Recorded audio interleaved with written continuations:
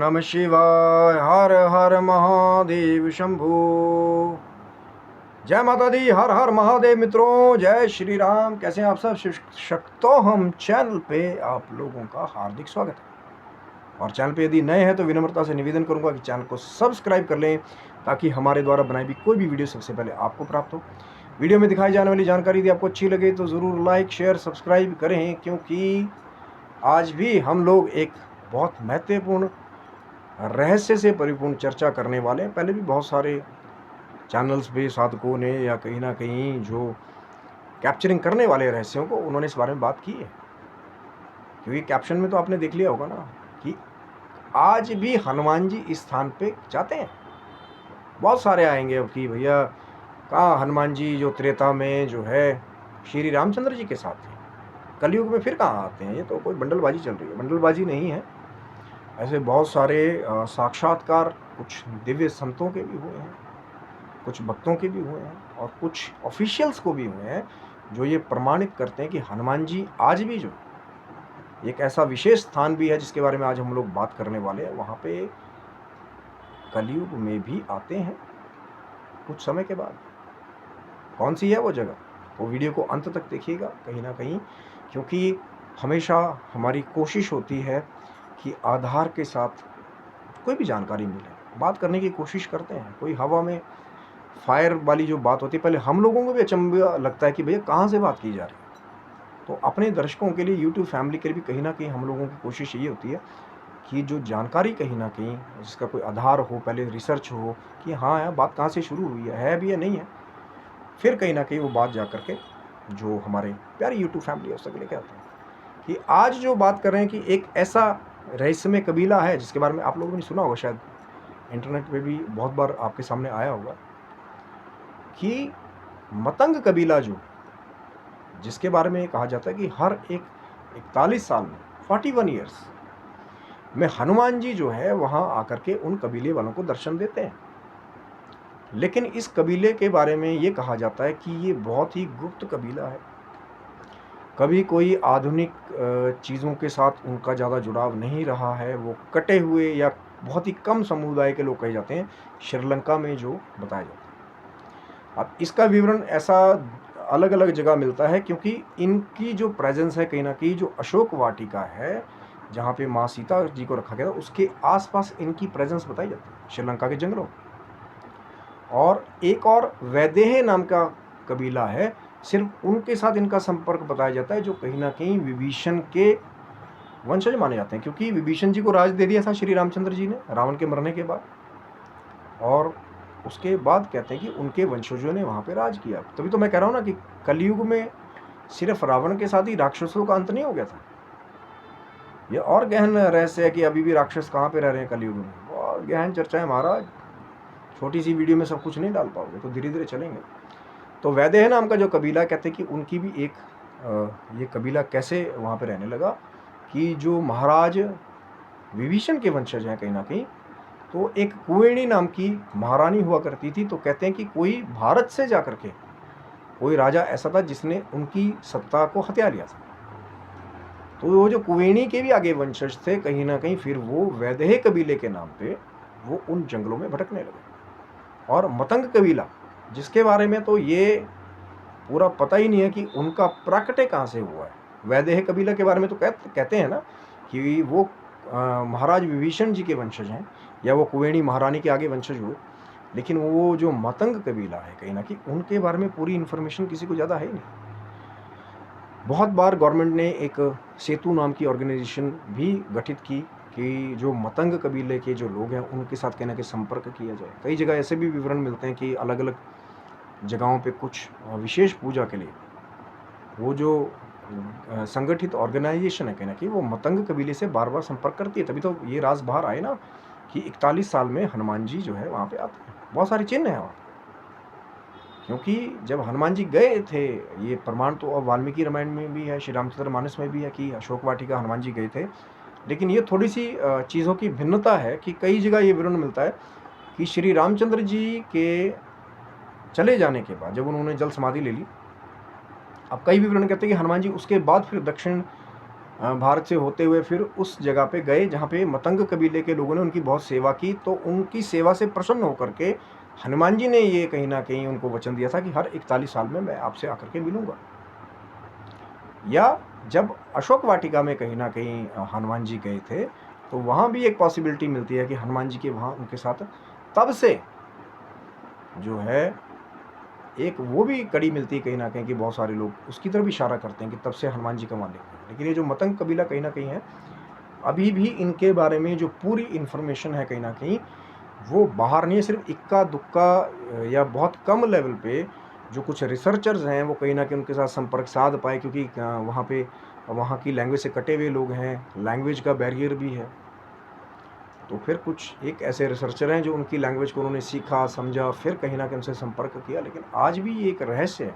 अभी ये भी इन्फॉर्मेशन बाहर आती है कि कहते हैं कि पिछली बार हनुमान जी 2014 में उनसे मिलने के लिए आए थे, अब वो पूरे 41 साल बाद जाएंगे। यानी कहीं ना कहीं अगर आप कैलकुलेशन करें तो 41 साल बाद, यानी 2055 के आसपास हनुमान जी फिर वहाँ पे जाएंगे दर्शन करने। या हो सकता है बीच बीच में भी हनुमान जी जब वो याद करते हैं दर्शन देने जाते हैं।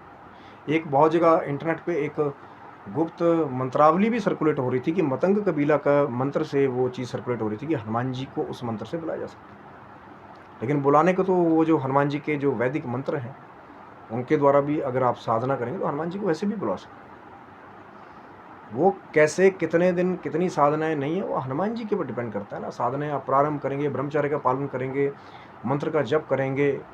कई बार एकांत में भी उस मंत्र का जप करना पड़ता है, क्योंकि हनुमान जी ब्रह्मचारी है तो थोड़ा सा वैसा पालन करना पड़ता है। इसीलिए कलिकाल में थोड़ा सा डिफिकल्ट है कि सबसे कट ऑफ होकर के ब्रह्मचार्य करके फिर, क्योंकि इसीलिए तो लोग हिमालय में जाते हैं ना कि वहाँ पे अगर वो साधना करना चाहे अपनी ईष्ट की, चाहे भगवान शिव की, हनुमान जी की, तो वहाँ वो बिना किसी रोक टोक के ब्रह्मचार्य का पालन करते हैं। वहाँ पे वो साधनाओं की, इसीलिए तो हिमालय जो है वो केंद्र रहा है कि जैसे कुछ एक ऐसे दिव्य पर्वत भी, चाहे हम मेरु पर्वत की बात करते हैं, मंदरांचल की बात करते हैं, कि बड़ी बड़ी विभूतियां आज भी कहते हैं कि उन पर्वत की कंदरों में रह रही हैं। और ये कलयुग के ही संकेत की बात है। बहुत एक जगह ऐसे प्रमाण मिला। मैं वो नहीं कहूँगा कि फोटो खींच लिया किसी ने, कैमरामैन गायब हो गया, ऐसे बहुत सारी दूसरी चीज़ें भी चल रही हैं इंटरनेट के ऊपर। लेकिन कुछ एक संतों के, तपस्वियों के भी एक्सपीरियंसेस होते हैं जब उन्हें लगा कि कोई ऐसी दिव्य विभूति, क्योंकि डायरेक्ट दर्शन सबको देवी देवता कई बार नहीं देते, रूप बदल करके, चाहे दंडी के रूप में, ब्राह्मण के रूप में। ऐसे बहुत सारे एक्सपीरियंसेस लोगों को हुए हैं कि कोई तेजवान पुरुष वहाँ पे आया, या वानर किसी आकृति वाला कोई लगा, लेकिन वो साक्षात वाला नहीं कि हाँ जी हनुमान जी आए, फिर गदा भी ले रखी थी, फिर पूंछ भी पटका रहे थे, मुझे कहा कि हाँ मैं हनुमान जी वहाँ दर्शन करूँगा। ऐसा नहीं है, रूप बदल करके कई बार किसी ब्राह्मण के, क्योंकि जैसे श्री रामचंद्र जी से हनुमान जी मिले थे ब्राह्मण का रूप बना करके, जब सुग्रीव से मित्रता हुई थी बाद में रामचंद्र जी की, तो ऐसे ही कई बार जो है भक्तों को, संतों को, जो उनकी इष्ट हैं, जिनकी वो साधना कर रहे हैं, तो रूप बदल करके कई बार जो है उनको दर्शन देते हैं। चाहे किसी ब्राह्मण का रूप बना करके, संत का रूप बना करके, किसी बुजुर्ग का रूप बना करके, या माँ भगवती या माँ लक्ष्मी का कई बार कहते हैं कि वृद्धा का रूप बना करके कई बार दर्शन देते हैं। आदि शंकराचार्य जी को माँ ने कहीं ना कहीं वो बुजुर्ग महिला बन करके दर्शन दिए थे। तो इसीलिए जरूरी नहीं है कि सब कुछ है, लेकिन आप प्रत्यक्ष देख तो रहेंगे, आपको प्रत्यक्ष दर्शन दे दिए, लेकिन रूप बदल करके या रूपांतरण करके आपको दर्शन दिए। जैसे मतंग कबीला में हनुमान जी जो है, ये बहुत बड़ी मान्यता है कि 41 साल में आते हैं। कब आते हैं, नहीं आते हैं, अब मैंने पहले भी एक बार ये बात की थी कि जो असली लोग हैं, जो असली साधक हैं, वो हर एक राज सबको नहीं बताते। लगेगा उनको कि कोई भक्त हो या उनके कबीले का सदस्य हो, तभी तो वो कहीं ना कहीं इन चीज़ों को बाहर, उनको जैसे मैंने आपको कहा कि वो कटे हुए हैं दुनिया से, उनको कोई व्यूज़, लाइमलाइट, सब्सक्राइबर्स, इसका मोह नहीं है उनको, क्योंकि वो साधना में लगे हुए हैं, अपने आप को हनुमान जी के सेवक बताते हैं कहीं ना कहीं, या हनुमान जी ने वो जो दिव्य कुछ कृतियाँ या सीक्रेट उनको दिए होंगे, सबके साथ शेयर नहीं करते। ये वो हनुमान जी की कृपा है, ये वो भगवान शिव की, माँ जगदम्बा की कृपा है कि वो जो इन्फॉर्मेशन है कहीं ना कहीं, जो सीक्रेट कुछ मंत्र की शक्तियां हैं, सीक्रेट कुछ तंत्रा की शक्तियां हैं, कुछ यंत्रा की शक्तियां हैं, वो सबको नहीं बताई जाती, ताकि उनके द्वारा मानव जाति का वो जो कुछ शरारती तत्व हैं उनके हाथ में वो शक्तियाँ ना जाए, इसीलिए परीक्षाएं होती हैं, इसीलिए रूप बदल करके देवी देवता भी दर्शन देते हैं। अब वो है नहीं है, इसको प्रमाणित करने जाएंगे नहीं करने जाएंगे, ये आपकी मान्यता है, आपका विश्वास है। जिसका विश्वास है, जिसका भाव है, जिसका समर्पण है, तो पत्थर में से भी प्रकट होकर के ठाकुर जी जो है वो दर्शन दे देते हैं। धने जाट की कहानी बहुत सारे लोगों ने सुनी है। तो वो जो मतंग कबीले वाले हैं, जब उन्होंने भाव से हनुमान जी की सेवा की, इतने सालों से हनुमान जी कहीं ना कहीं अगर उनको दर्शन दे रहे हो, और वो रहस्य, वो राज, वो किस रूप में आते होंगे? क्या ब्राह्मण का वेश बना करके आते होंगे, या कोई ऐसा दूसरा वेश बना करके आते होंगे कि नॉर्मल हम जैसा बन करके जाते होंगे, या उन कबीले वालों के जैसा ही बन करके जाते होंगे? ये हनुमान जी की माया है, वो लोग जानते हैं। वो खाली हवा में कुछ भी लिख देना, इसीलिए तो मैं बार बार कहता हूँ कि जिस चीज़ का आधार नहीं है, जिन चीज़ों के बारे में पूरी रिसर्च नहीं हुई है, कुछ प्रमाणिक चीज़ें नहीं मिली हैं, वो मैं आपको कैसे बता दूँ? वो भ्रांति फैलाने वाली बात है। आज तो सिर्फ हम एक चर्चा करेंगे, इन्फॉर्मेशन मिली कि ऐसा भी एक कबीला है। बहुत सारे लोगों ने इसके बारे में बात की है पहले, लेकिन खोज करने वाले कितने लोगों को एक्चुअल वो कबीला मिला या उनके साथ रहने का मौका मिला? ये एक अनदर रहस्य की चर्चा है। और हमारे चैनल से तो कोशिश ये होती है कि जो प्रमाणिक चीज़ अगर मिले, कि हाँ पता लगे कि हाँ ये ऑथेंटिक चीज़ है, तो उसके साथ बात करने की, आपको दिखाने की कोशिश करते हैं। ये नहीं कि यहाँ पे एडिट किया, एआई बनाया, फिर आपको दिखा दिया कुछ भी करके, देखो हनुमान जी पहाड़ी के ऊपर खड़े हुए। नहीं, वो चीज़ें नहीं चाहिए। ये जो भ्रांति कहीं ना कहीं लोगों के अंदर पैदा करे, हमें वो चीज़ चाहिए जो सत्य हो। थोड़ा बहुत इधर उधर चलता है, कई बार ऐसा होता है, कोई संत कोई बात कहते हैं, कोई भक्त कोई बात कहता है। कई बार यही पता लगाना बड़ा मुश्किल होता है कि कौन सच कह रहा है, कौन नहीं कह रहा है। तो बहुत सारे लोग ज्ञानगंज की बातें करते हैं, कैलाश पे जाने की बातें करते हैं, फिर आके अपनी किताब लिख करके खुद ही उसको बेच रहे होते हैं। इसलिए कौन सही कह रहा है नहीं कह रहा है, थोड़ा उसमें गहन रिसर्च करना पड़ता है। और जो चीज़ें आपने खुद देख ली, कई बार कुछ ऐसे भी साक्षात्कार होते हैं जब आप रिसर्च करने जाते हैं, उनके बारे में भी शायद आप तभी बता पाएंगे आकर के जब वो लोग चाहेंगे आपसे। शायद कई बार ये भी हो जाता है कि कंडीशन ये रख ली जाती है कि भैया वापस तभी जा पाओगे जब कुछ नहीं बताओगे।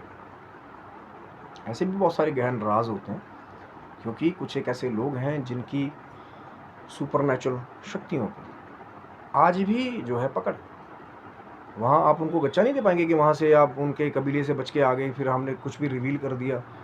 बहुत सारे ऐसे लोग भी हुए जो रहस्यमय रूप से गायब भी हो जाते हैं, क्योंकि बात वो कहीं ना कहीं वो जो रहस्य है उस मतंग कबीले का, वो लोग जब तक नहीं चाहेंगे कि दुनिया में जाकर के वो जो प्रारूप है कहना कि हनुमान जी किस रूप में आते हैं, कैसे आते हैं, नहीं आते, क्या मंत्रोच्चार उनका है, क्या मंत्र वो उनको दे करके गए। क्योंकि ऐसा भी बहुत जगह साक्षात्कार मिलता है कि कुछ दिव्य मंत्र भी उन कबीले वालों को हनुमान जी दे करके गए, लेकिन आज भी यही प्रमाण मिलता है कि वो समाज से कटे हुए रहते हैं। बहुत कम समुदाय के लोग हैं, सिर्फ वो जो वैदेह कबीला है, जो मैंने आपको कहा था कि जो कुंभकर्ण विभीषण जी के जो वंशज हैं, उनके साथ ही कहीं ना कहीं उनका संपर्क माना जाता है। लेकिन वो जो सेतु नाम की ऑर्गेनाइजेशन है, जो संगठन है, कहीं ना कहीं वो आज भी उनको ट्रैक करके उनके साथ सामंजस्य बिठाने की कोशिश करती है, लेकिन वो भी पूरी चीज़ें जो है रिवील नहीं करते। वो एक सीक्रेट चैनल है, सीक्रेट पोर्टल है, कैसे कहाँ तक इन्फॉर्मेशन कैसे जाती है नहीं जाती है, क्योंकि ट्राइब्स की कुछ या कबीलों के अपने कुछ रहस्य हैं, अपनी कुछ गाइडलाइंस हैं, उसको सब लोग ओवर पावर नहीं कर सकते। लेकिन हाँ, अगर बात करेंगे तो ऐसे कबीले के बारे में आज जो इन्फॉर्मेशन मिली आपके साथ शेयर करने की कोशिश की। यदि आपको भी इस कबीले के बारे में कुछ पता है, या कभी आप श्रीलंका के जंगलों में गए हों, आपको कोई ऐसा मिला, या आपके साथ भी कोई ऐसा दिव्य साक्षात्कार हुआ हो कि कोई दिव्य विभूति तेज से परिपूर्ण आपको मिली हो, पर रियल कंडीशन वही है, तभी आप बताएं, शेयर कर सकते हैं, या कहीं ना कहीं हमारे जो लिंक्स है चैनल के, वहाँ पे भी अपनी स्टोरी कहीं ना कहीं रियल आप भेज सकते हैं। क्योंकि कोशिश तो वही है कि रिसर्च, जानकारी, इन्फॉर्मेशन, रिफाइनिंग, फिर कहीं ना कहीं आप तक वो जानकारी लेकर के आते हैं। आज भी मतंग कबीले के बारे में ये चर्चा शायद बहुत बड़ी है, शायद, क्योंकि कहना गलत नहीं है, कि हो सकता है बहुत सारे लोग के साक्षात्कार भी इससे जुड़े हों, जो हमें पता लगे तो आगे शायद चर्चा आगे चले कि हनुमान जी कैसे हर एक 41 साल में उस कबीले में जाकर के दर्शन देते हैं, किस रूप में दर्शन देते हैं। ये आज भी एक रहस्य है, आशा करता हूँ ये वीडियो आपको अच्छा लगा होगा, ज़रूर लाइक शेयर सब्सक्राइब करें। तब तक के लिए सभी बंधुओं को हर हर महादेव शंभू। जय माता दी मित्रों, आप सब जय श्री राम।